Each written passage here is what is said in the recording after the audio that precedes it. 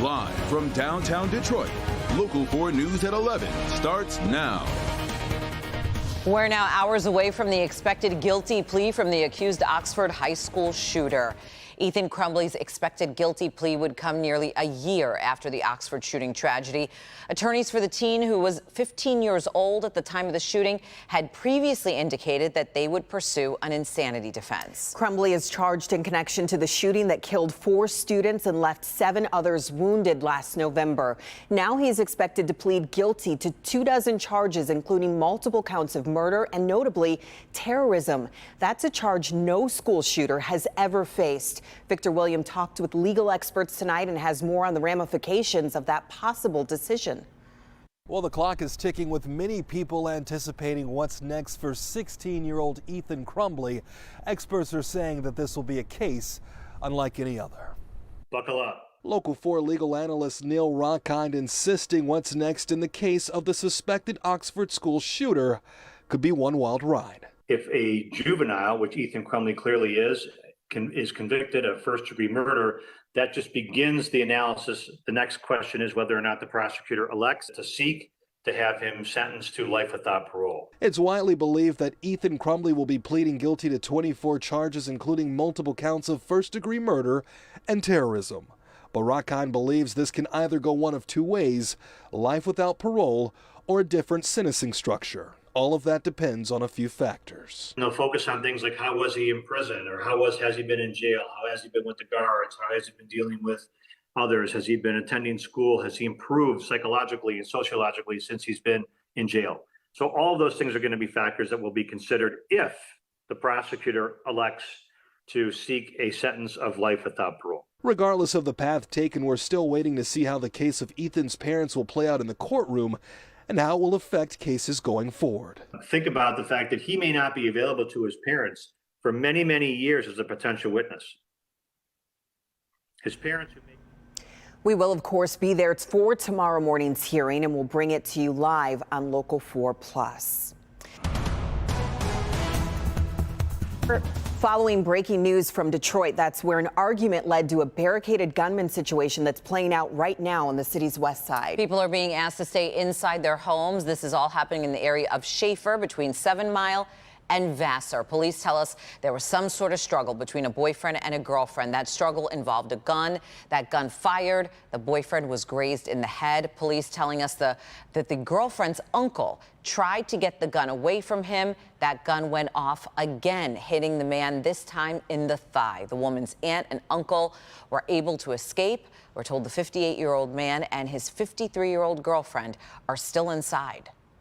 We're trying to resolve this peacefully. This gentleman has come out. The only contact we've had with him so far is he came out on the porch and shouted at the police officers that were surrounding the house, making comments to the effect of, I'm not going back to prison. And he went back inside the house right after that. And again, if you live in this area, police asking you to stay inside your home at this hour. Stay with Local 4. And of course, click on Detroit.com. We will update you as we get new information. Also on Detroit's west side, police find a man shot to death behind a home. The discovery was made around 6 tonight in the area of Turner and Midland. People nearby say they heard gunshots and called police. No word yet on what led to that shooting. And it was a beautiful day, capping off a really great weekend. You know what? The weather was absolutely perfect. It sounds like we're going to enjoy a few more warm days, but then things are going to change, right, Brian? Yeah, that's right, Sandra and Pamela. After a gorgeous weekend across all of southeastern Michigan, the warm weather is going to be sticking around for another day or so before we start to get some changes heading into the region. Tower cam from Windsor looking across the river into downtown Detroit. We've kept some of that high cloud cover sticking around throughout the evening. Most of the region into the 50s at 11 o'clock tonight. 57 set right now, City Airport, 58 in Pontiac, 57 in Flint, as well as in Ann Arbor, and 59 right now as you work over into Metro Airport. That high cloud cover sticking around for most of the region this evening, but I am tracking a few showers moving over Lake Michigan, heading toward Grand Rapids and Kalamazoo. These will not make it into the region overnight tonight into early tomorrow morning. We will see a little more cloud cover tomorrow. 50s by 8 o'clock in the morning, warming into the 60s by noon. Mostly cloudy tomorrow. We head into the 70s tomorrow afternoon, but the rain arrives by the middle of the week. Details on when you're going to need that umbrella and your complete 4-1 forecast coming up in just a few minutes. All right, Brian, thank you. The missing West Michigan family from Fremont has now been found in Wisconsin. Wood TV in Grand Rapids reporting the family was found about 100 miles west of Green Bay this morning. The family of four, you might remember, went missing October 16th. Their father called 911 asking to talk to federal agents about the September 11th attacks. Fremont police have interviewed all the family members. Tonight, they're saying the case does not meet the needs for any protective custody.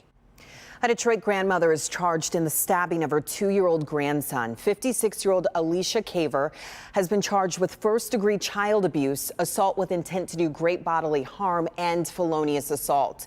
Police say Caver stabbed the child multiple times in the head with a knife. This happened Thursday morning at an apartment complex on Chrysler Drive near East Warren. Police say the 2-year-old was bleeding from his head when they got there. He was taken to the hospital and has since been released to other family members. Caver is due back in court October 31st.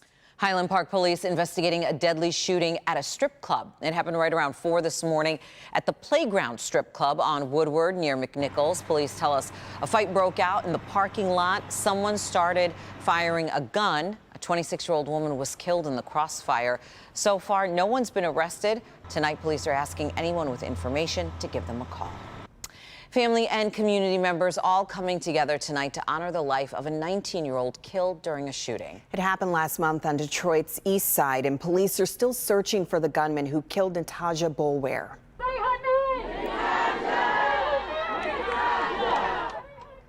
19-year-old Natasha, along with her friend, was shot 7 times when a Chrysler 300 pulled up and started shooting. It happened right near East Warren Avenue. Family members say Natasha was only there in the first place to be a good friend. She was helping someone with another situation that she had nothing to do with, and unfortunately she was the victim of the homicide. We gonna get justice. If we have to show up every day on this street until somebody speak up, we will. It's still unclear what exactly led to that shooting, but as you can see, the family is desperate for answers. If you have any information, call Detroit Police or Crime Stoppers. All right, now to the very latest on the coronavirus. President Biden will receive the updated COVID-19 shot on Tuesday. The White House says that Mr. Biden will also deliver remarks on the pandemic and also the administration's efforts to try to get everyone boosted. It's been more than 3 months since the president contracted the virus, the amount of time health experts recommend waiting before getting another shot. The CDC says since the boosters have been available, only about 20 million people have received their shots. In Decision 2022, we're getting a look of a brand new Local 4 poll on a very closely watched congressional race here in Michigan. We're talking about Michigan's 7th district between Alyssa Slotkin and Tom Barrett. Devin Skillian shows us where this particular race stands ahead of Election Day. Now Slotkin's raising taxes, costing everyone. Tom Barrett chose wrong, not just once, but voted against Michigan workers 5 times. It's been hard to miss. If the ads in the race between Alyssa Slotkin and Tom Barrett seem to be running nonstop, it is not your imagination. This scrap is the most expensive House race in the country, and the spending will likely stay on full tilt till the end. Our new Local 4 Detroit News poll shows the Democrat Alyssa Slotkin with a lead of nearly 6 points. That's good news for the incumbent Congresswoman, but drill down and you find that Barrett would seem to have the most to gain among the voters who have yet to make up their minds. Barrett can pick up 3 points simply by bringing home the leftover Republicans who haven't quite committed to him yet. That makes this race a 2 or 3 point race. And, you know, I've described this district as if most districts are a 100-piece puzzle, this district is a 1,000-piece puzzle. Among the reasons for that is that there isn't any precedent in this newly drawn 7th district. Slotkin is an incumbent member of Congress, but she hasn't been tested yet with this new set of voters who are being watched all over the country in what seems to be a very tightly carved district. And that makes a third candidate a real wild card. Any little shift in the final 2 weeks really dramatically changes this district. And I think one of the most fascinating elements of our numbers is that there is a libertarian candidate in this race that is getting 3% of the vote. And if that continues, that becomes a big roadblock to Tom Barrett overtaking Alyssa Slotkin. Juba says abortion is having a huge impact on this race as it remains a vital issue among Republican women. Now, many Democrats have already voted given the huge return of absentee ballots, but nothing here is in ink, and the Michigan 7th's role as a bellwether is important to keep in mind. This is going to be a down-to-the-wire race. This is going to be decided on election night. And if there is a national shift of any sort in the final weekend, it's going to play out in this district.